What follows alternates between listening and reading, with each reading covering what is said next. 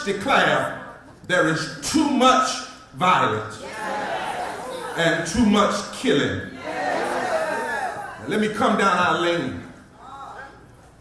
Whether it's Zimmerman killing Trayvon, too much, or black folk killing other black folk,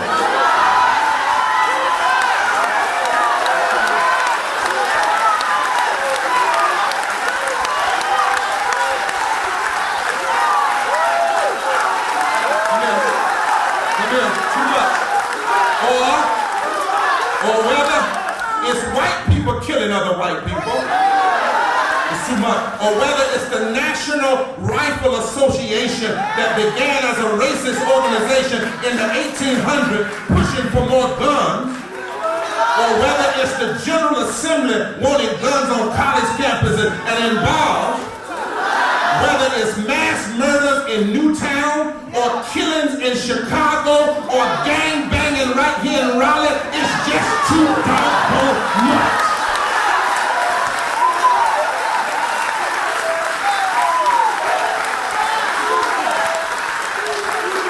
And if you're going to be concerned about Trayvon, you got to be against all violence. That gives you moral stature. You can't be for little violence over here and no violence over there. It's just wrong. And especially for how I vote, those that are packing, if you packing in here today, well, you need to unpack, because we don't need to help kill ourselves when other folks trying to kill us.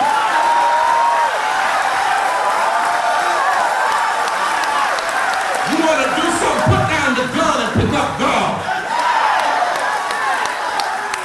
And then that gives us even more credibility. Now, I'm not like the right-wingers who say, ignore what happened to Trayvon and just talk about what happened in the black community, because when the right-wingers say that, they don't even acknowledge their own history. The truth is, America is a violent nation. Has always been a violent nation. And the truth is, gangbanging didn't start in the poor community and in the black community. It started with those gangsters that you make movies about, and then you glorify them. And secondly, there's too much racism. There's too much profiling of our sons. And there's too much classism, too much profiling people based on color and based on class. There's too much stopping of our sons for no reason. Just too much. There's too much applying the law differently. And we live in a time, even in North Carolina, where just recently the General Assembly repealed a law to deal with racism in the application of the death penalty. We've had 7 men in this state exonerated from death row in the last 5 years, and 5 of them were black, and yet we got a General Assembly leadership that's trying to deny the racism that's been proven statistically and proven in the court. It's too much. We know what the case would have been if Trayvon was white and Zimmerman was black. And for the media, that's not some emotional ranting of some sweating preacher. All you got to do is go back too much to John McNeil down in Wilson. John McNeil was sent to jail for life after he defended himself against an armed attacker on his own property. He fired a warning shot. He retreated. He had a white eyewitness and 2 white cops that testified that he did it in self-defense. And yet a DA, 274 days after it was called self-defense, rounded him up, prosecuted him, and sent him to jail. And it took us 6 years of fighting to get him out. And to get him out, he still had to plead guilty to involuntary manslaughter so he could be home with his wife that was dying, and he still didn't make it home. He had to come home after she was dead. So we don't have to guess. We know that the law is not applied equally.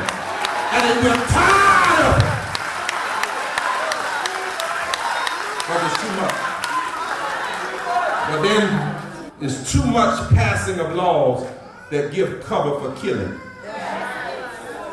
It traces back to the 1800s when laws were passed that basically said if you feel subjectively like somebody's a threat, you got a right to kill them. Those laws were put on the books so that racists could engage in killing of black folk and go to court and plead the law. And that's what we're seeing in the Stand Your Ground. So we have to, tell your neighbor, say, we have to repeal Stand Your Ground law. And then tell your neighbor, say, and you don't have to go to Florida. We got to repeal it right here in North Carolina. Number two, we've got to pass anti-racial profiling laws. Just like in the 1920s, we had to pass anti-lynching laws. Because lynching was not illegal until after the NAACP and others fought to make it illegal in the 1920s. The NAACP was started because black men were being hung on an average of one per day from 1896 all the way up to the 20s. And then we must demand civil rights investigation when the state laws do not recognize that Trayvon had a right to go to the store. He had a right not to be profiled. He had a right to walk home, run home, crawl home. He had a God-given constitutional human right. And all of that was taken from him. And so when the state courts don't do right, we need the federal. That's how we got the murderers of Emmett Till. That's how we got the murderers of Swanner, Cheney, and Goodman, a white, a Jew, and an African American. And then finally, we must remember that we can never do too much to turn this around. Tell your neighbor, it's hot in here, but we need to turn up the heat of justice.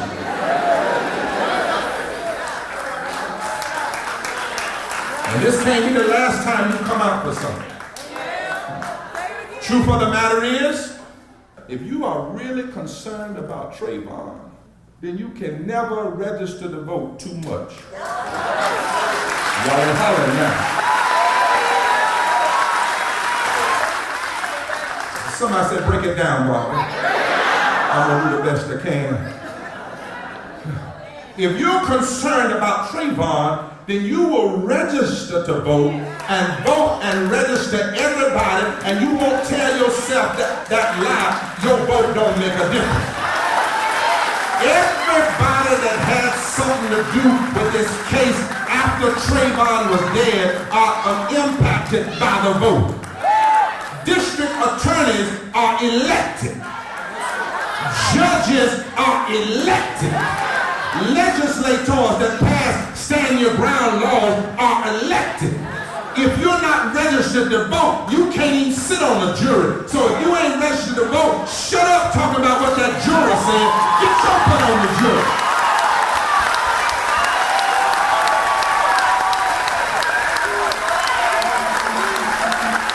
If you want to fight for justice, you got to do something more than get mad. You got to get organized. You got to use your power. You got to understand that the hands that once picked slaves can now pick DAs and pick governors and pick legislators and even pick a president. You got to understand.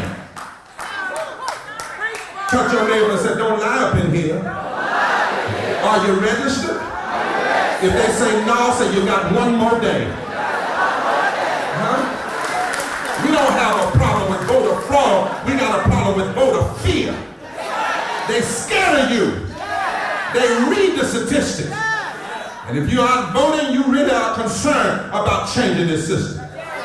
30% of African Americans stayed home in the last election. Now, 70% voted, the highest in the last few years, but 30% stayed home. That's over 300,000 people that were already registered. And there are 500,000 eligible that haven't even got their narrow butts up to be registered. Somebody tell your neighbor, that's a crying shame. Don't tell me you're concerned about Trayvon and you don't get involved. And if you're serious about Trayvon, you're going to be there tomorrow on Halifax Mall. Because up there in yonder legislature, they're trying to take your vote. They're trying to pass voter ID laws.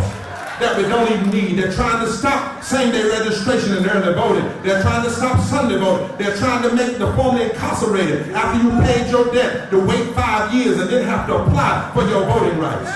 And you should not be quiet when somebody is desecrating the blood of your grandmamas and your granddaddy and trying to take something from you that they want. Did nobody give us the right to vote? Somebody bled for it. Somebody cried for it.